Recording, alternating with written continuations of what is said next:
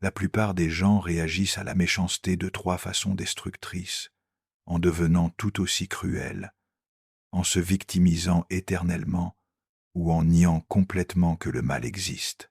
Mais il existe une quatrième voie, une réponse jungienne, qui non seulement nous protège de la méchanceté d'autrui, mais nous transforme en êtres humains plus complets et résilients. C'est la seule manière véritablement efficace de faire face à la cruauté sans perdre notre essence, sans devenir ce que nous méprisons et sans permettre que la méchanceté des autres nous définisse. Dans cette vidéo, je vais révéler exactement comment fonctionne cette réaction psychologique à la méchanceté, pourquoi certaines personnes deviennent des cibles constantes de comportements cruels, et surtout, je vais vous enseigner la méthode que Jung a développée pour transformer ses rencontres avec le mal en opportunités de croissance et de renforcement intérieur. Alors restez jusqu'à la fin, car ce pourrait être le moment où vous apprenez enfin la seule façon vraiment efficace de traiter la cruauté humaine. Et abonnez-vous à la chaîne si ce n'est pas encore fait. D'abord, nous devons comprendre ce qui se passe réellement quand nous sommes confrontés à la méchanceté d'autrui.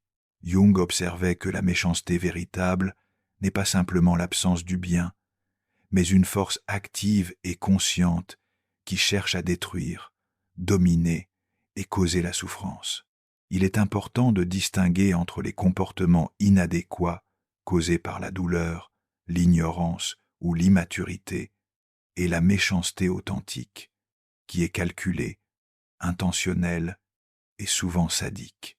Quand vous rencontrez une personne véritablement malveillante, quelque chose de très spécifique se produit dans votre psyché.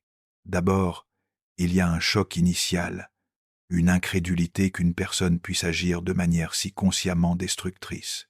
Ensuite, vient la confusion, parce que votre esprit essaie de trouver des explications rationnelles pour des comportements qui défient votre compréhension basique de la nature humaine. Et finalement, surgit une sensation viscérale de menace, non seulement physique mais existentielle, comme si votre essence même était attaquée. Jung comprenait que ce processus n'est pas seulement psychologique, il est archétypal. Quand nous rencontrons le mal personnifié en un autre être humain, nous entrons en contact direct avec l'ombre collective, les aspects les plus sombres de l'humanité que nous préférons prétendre inexistants. Et cette confrontation éveille en nous non seulement la peur, mais aussi notre propre ombre individuelle, les impulsions destructrices que nous maintenons réprimées et qui peuvent être activées par la présence du mal.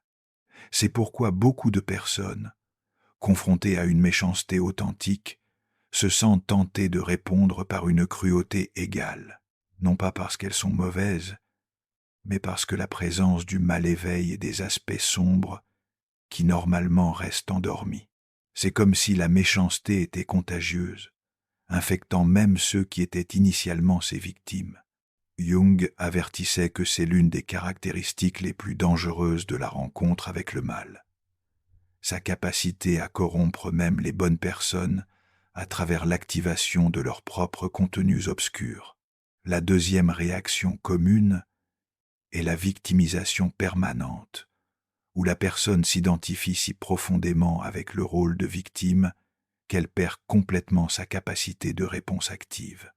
Elle devient prisonnière non seulement de la méchanceté qu'elle a subie, mais de sa propre interprétation de cette expérience. Jung observait que quand quelqu'un se fixe dans le rôle de victime, il remet en fait son pouvoir personnel à l'agresseur, permettant que la méchanceté continue à exercer son influence, même quand l'agresseur n'est plus présent. La troisième réaction est le déni, où la personne refuse d'accepter que le mal authentique existe, tentant de rationaliser ou minimiser des comportements clairement destructeurs.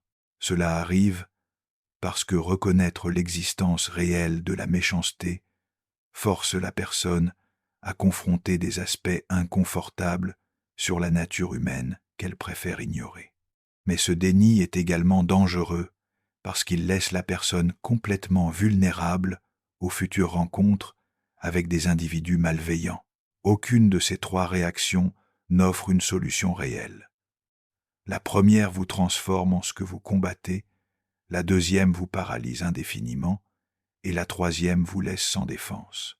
Jung proposait une quatrième voie, plus complexe, mais infiniment plus efficace. L'intégration consciente de l'expérience avec la méchanceté comme partie du processus d'individuation. Cette approche commence par la reconnaissance que la rencontre avec la méchanceté, aussi douloureuse soit-elle, est aussi une opportunité de connaître des aspects profonds de la nature humaine qui normalement restent cachés. C'est à travers la confrontation avec le mal que nous pouvons véritablement comprendre la valeur du bien, non comme concept abstrait, mais comme choix conscient et actif. Jung observait que les personnes qui n'ont jamais été exposées à la méchanceté authentique développent fréquemment une bonté naïve et fragile, qui s'effondre à la première rencontre réelle avec la cruauté. Mais ceux qui affrontent le mal consciemment, sans se laisser corrompre par lui, développent une forme plus mature et résiliente de bonté, une qui ne nie pas l'existence de l'ombre, mais choisit consciemment la lumière. Cette transformation n'arrive pas automatiquement. Elle exige un travail psychologique spécifique que Jung appelait opus contra naturam, le travail contre nature, parce qu'il va à l'encontre de nos impulsions instinctives de fuite, combat ou figement. C'est un processus qui requiert du courage, du discernement, et par-dessus tout, la capacité de maintenir notre intégrité, même quand nous sommes confrontés à des forces qui cherchent à la détruire. Mais avant d'apprendre ce processus, nous devons comprendre pourquoi certaines personnes deviennent des cibles récurrentes de comportements malveillants, tandis que d'autres semblent naturellement protégées de ce type d'expérience. Carl Jung découvrit quelque chose de fascinant sur les personnes qui se retrouvent répétitivement dans des situations où elles sont cibles de méchanceté. Elles portent une combinaison spécifique de caractéristiques psychologiques qui les rend simultanément attirantes et vulnérables pour les individus malveillants. Comprendre cette dynamique est crucial pour briser le modèle de victimisation récurrente. La première caractéristique est ce que Jung appelait la fonction sentiment hautement développée. Ces personnes ressentent profondément non seulement leurs propres émotions, mais aussi celles des autres. Elles possèdent une capacité naturelle d'empathie qui leur permet de percevoir la douleur, le besoin et la souffrance de manière intuitive. Cette sensibilité, qui en soi est une qualité précieuse, les rend aussi visibles aux prédateurs émotionnels qui savent identifier et exploiter cette ouverture empathique. Les personnes avec cette sensibilité supposent fréquemment que les autres partagent leur capacité à ressentir et à se soucier, projetant leur propre humanité sur des individus qui peuvent être fondamentalement différents. Elles ont des difficultés à accepter que quelqu'un puisse authentiquement désirer causer de la douleur sans raison, parce que cela va à l'encontre de leur propre nature. Cette projection inconsciente les laisse vulnérables parce qu'elles ne peuvent pas anticiper des comportements qui sont hors de leur propre spectre émotionnel. La deuxième caractéristique est un sens de responsabilité hyper développé. Ces personnes tendent à assumer la responsabilité non seulement de leurs propres actions, mais aussi des réactions et sentiments des autres. Quand quelqu'un les traite mal, leur première inclination est de se demander ce qu'elles ont fait de mal, comment elles auraient pu agir différemment ou quelle faille personnelle a provoqué tel traitement. Cette tendance à l'autoculpabilisation est comme un signal lumineux pour les manipulateurs et abuseurs qui apprennent rapidement à exploiter cette caractéristique. Jung observait que cette hyper-responsabilité surgit fréquemment d'expériences infantiles où l'enfant apprenait qu'assumer la culpabilité pour les problèmes des adultes était une stratégie de survie.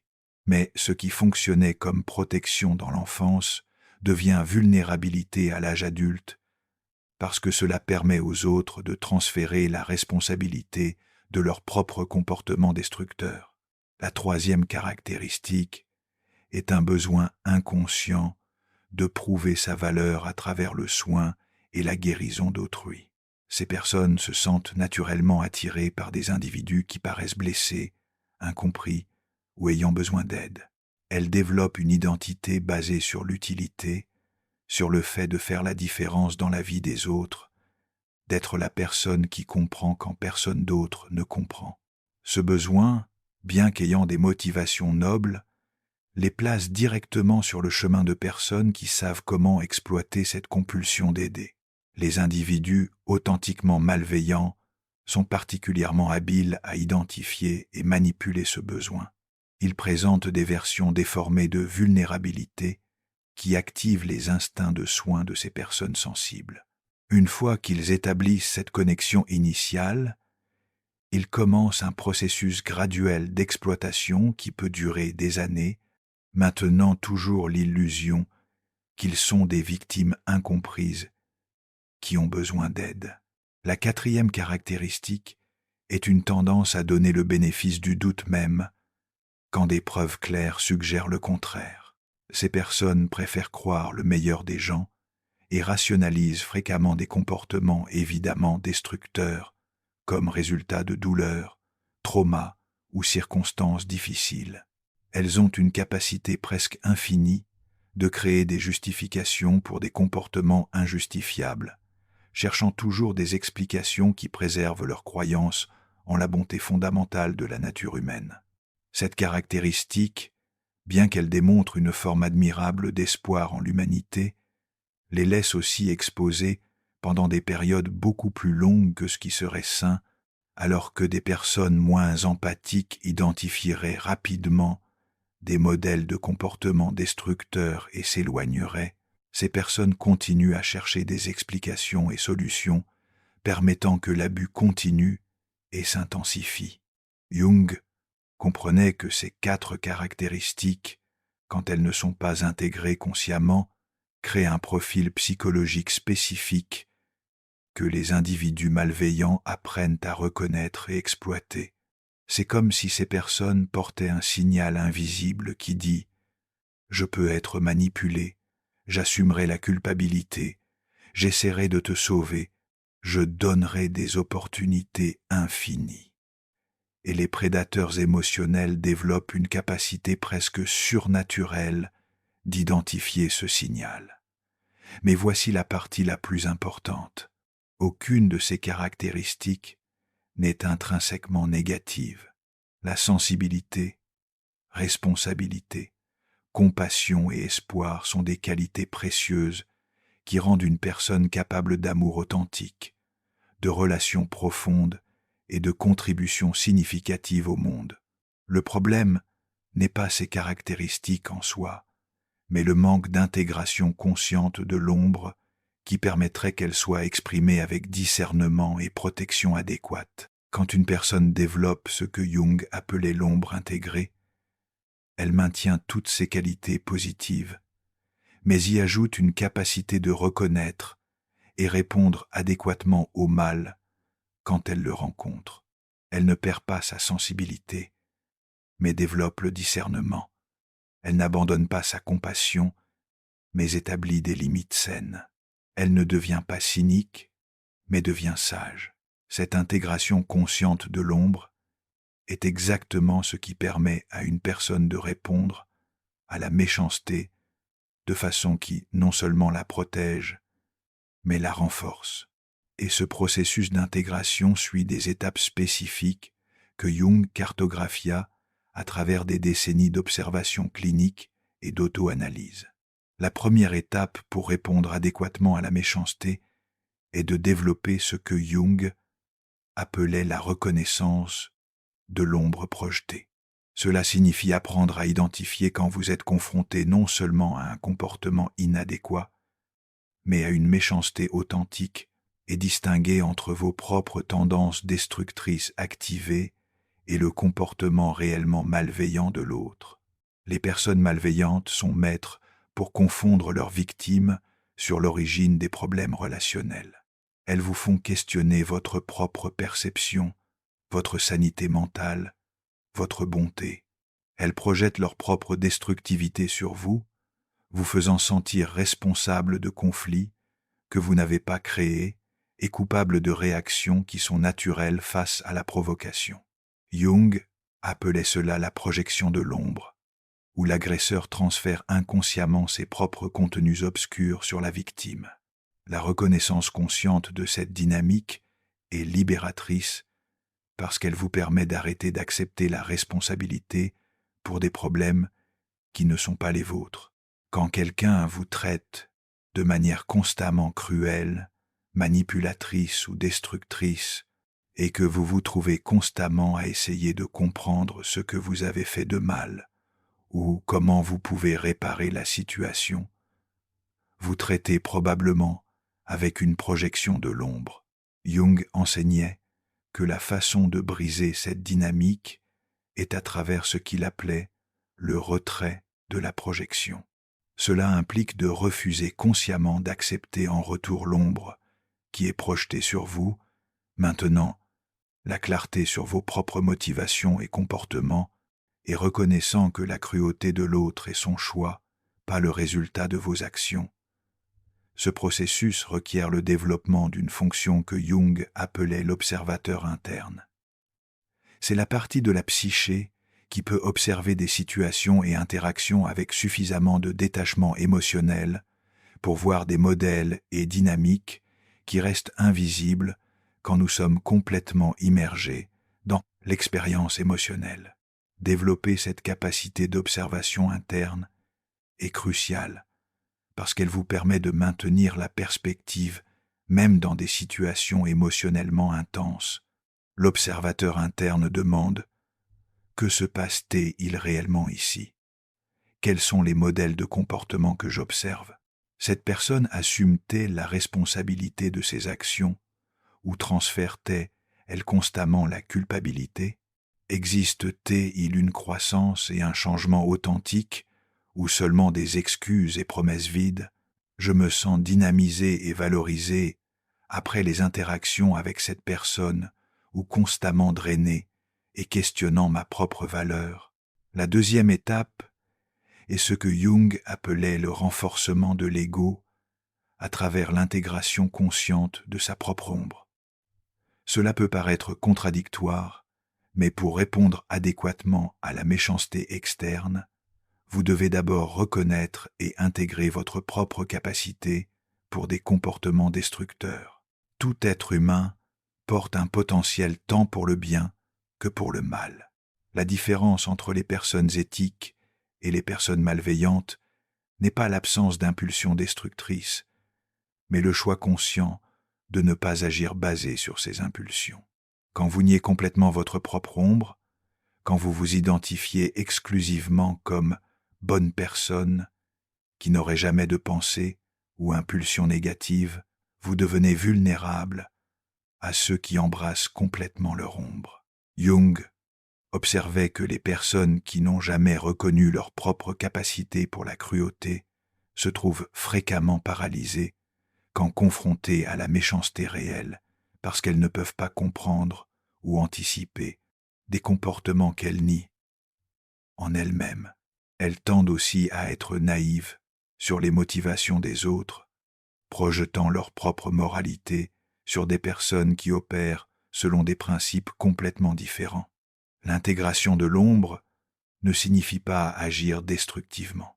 Cela signifie reconnaître que vous avez des impulsions de colère, vengeance, cruauté et manipulation, mais choisir consciemment de ne pas être dominé par elles. Quand vous reconnaissez votre propre ombre, vous développez ce que Jung appelait la fonction discriminative, la capacité de reconnaître ces mêmes tendances chez les autres et de répondre adéquatement. Une personne avec une ombre intégrée ne se choque pas quand elle rencontre la méchanceté parce qu'elle comprend que c'est une possibilité réelle de la nature humaine.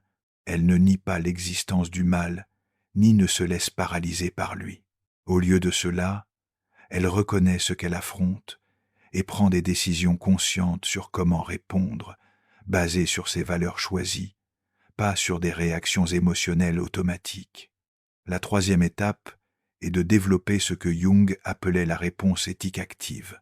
Cela va au-delà de la simple protection personnelle et implique de prendre position consciemment contre la méchanceté de façon qui honore vos valeurs les plus profondes. Cela ne signifie pas nécessairement confronter directement les personnes malveillantes, parce que ce n'est pas toujours sûr ou efficace. Cela signifie refuser d'être complice de la méchanceté à travers la passivité, le déni ou la collaboration inconsciente. La réponse éthique active peut prendre de nombreuses formes. Cela peut être établir des limites claires et non négociables. Cela peut être refuser de participer à des dynamiques destructrices, même quand cela signifie un isolement social temporaire. Cela peut être documenter des comportements abusifs pour une protection future. Cela peut être chercher l'aide d'autorités appropriées quand nécessaire. Cela peut être simplement sortir de situations qui ne peuvent pas être changées. Ce qui caractérise la réponse éthique active est qu'elle surgit d'un choix conscient basé sur des valeurs clairement définies, pas d'une réaction émotionnelle automatique. Jung comprenait que quand nous répondons au mal à partir de notre propre intégrité, au lieu de simplement réagir à partir de blessures ou peurs, notre réponse a un pouvoir transformateur tant pour nous que, potentiellement, pour la situation. Cette forme de réponse a aussi la qualité d'être soutenable à long terme. Quand vous agissez à partir de valeurs choisies consciemment, vous pouvez maintenir votre réponse indéfiniment sans vous épuiser émotionnellement parce que vous ne luttez pas contre votre propre nature. Vous exprimez qui vous avez réellement choisi d'être, même dans des circonstances difficiles. La quatrième étape peut être la plus défiante, trouver une signification transformatrice dans l'expérience avec la méchanceté. Jung croyait que toutes les expériences humaines, même les plus douloureuses, portent un potentiel pour la croissance et le développement de la conscience.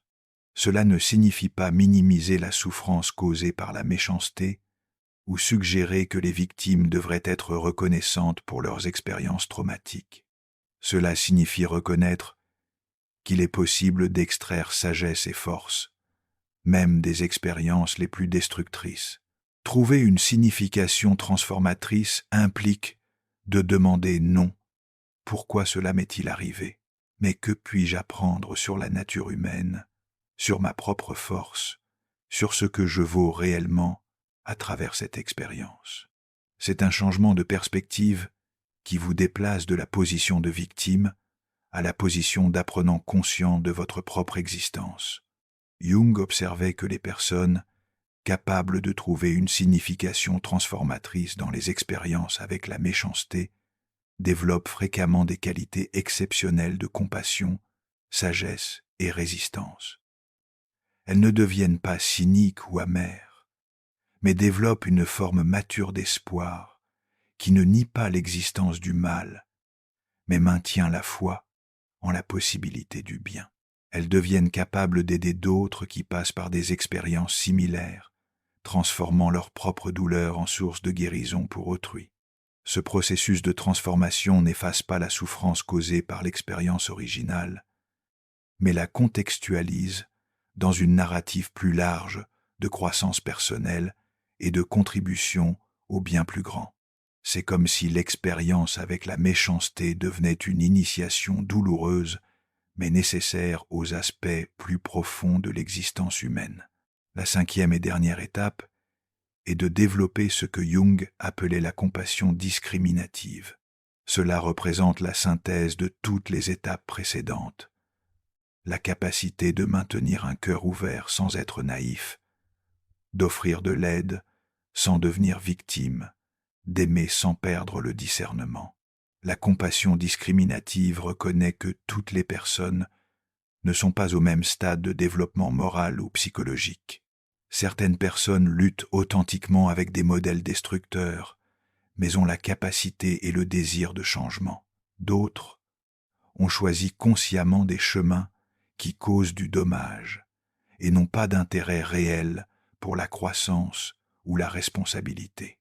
La compassion discriminative sait distinguer entre ces deux groupes et répondre appropriément à chacun. Avec les personnes du premier groupe, la compassion discriminative peut impliquer patience, soutien et opportunité pour la croissance, mais toujours avec des limites claires qui protègent votre propre bien.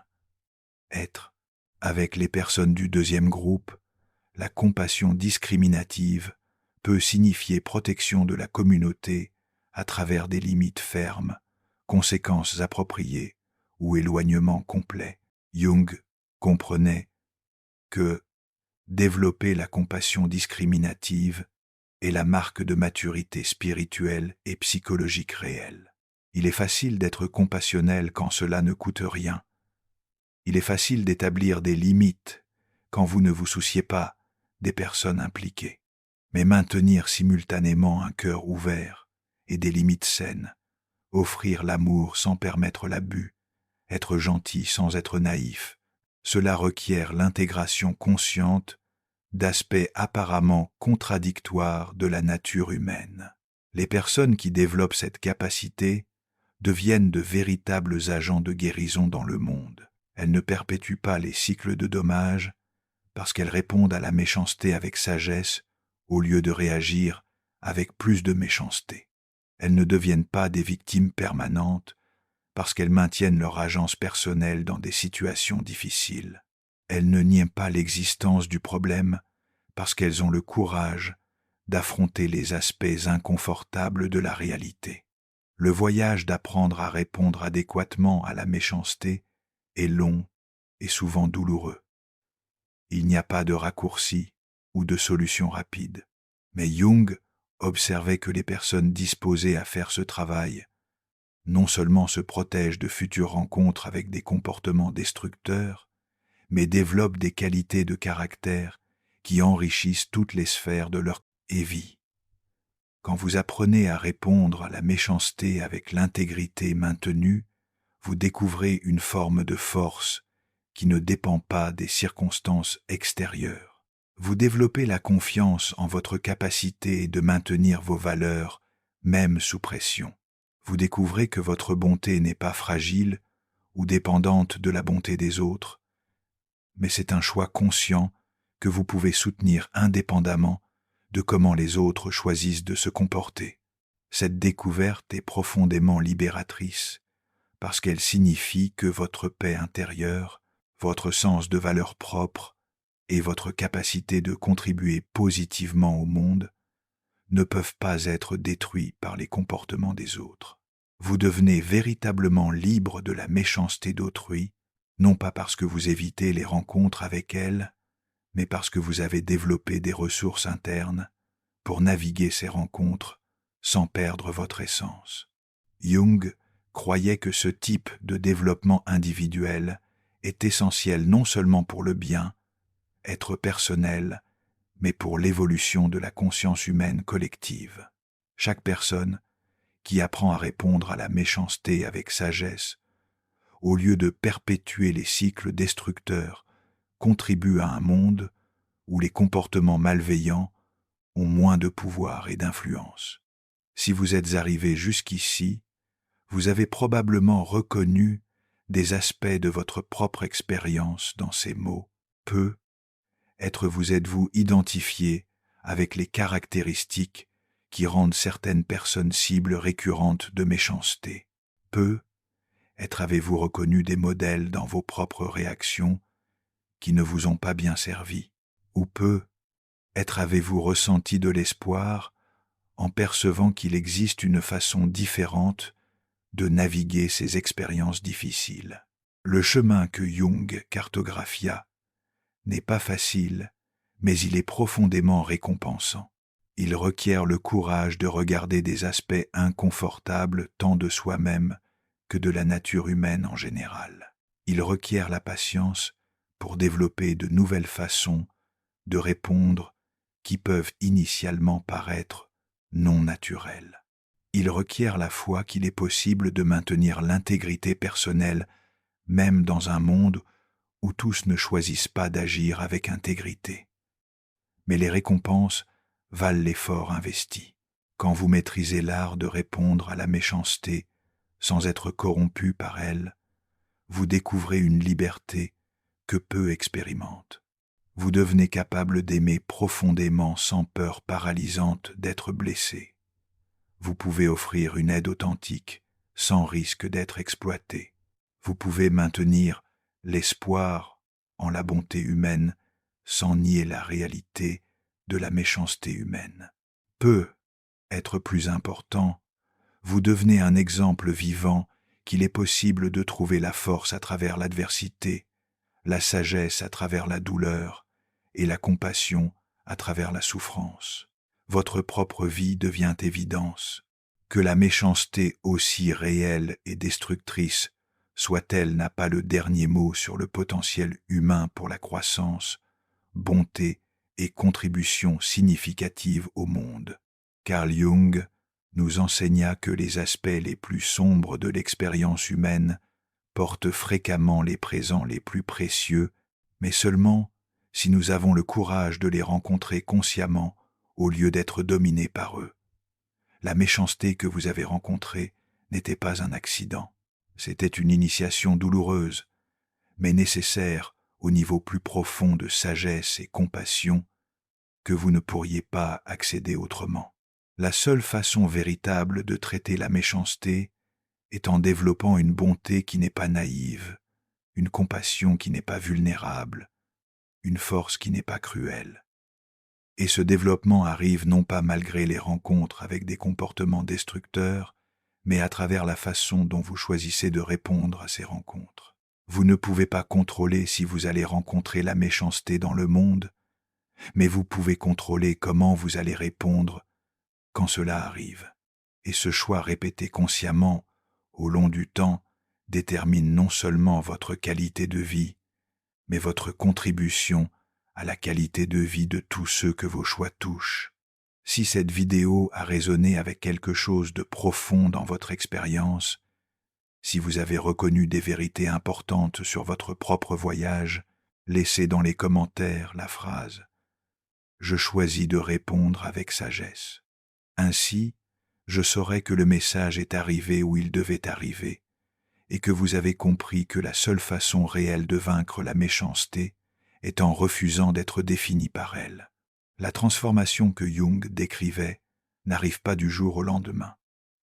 C'est un processus continu de choix conscients, d'autoréflexion honnête et de croissance graduelle.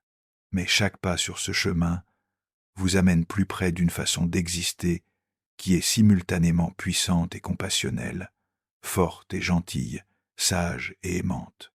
Et cette façon d'exister n'est pas seulement votre récompense personnelle, c'est votre présent au monde. Et si vous voulez approfondir encore plus ce voyage de transformation et renforcement intérieur, j'ai quelque chose de spécial pour vous.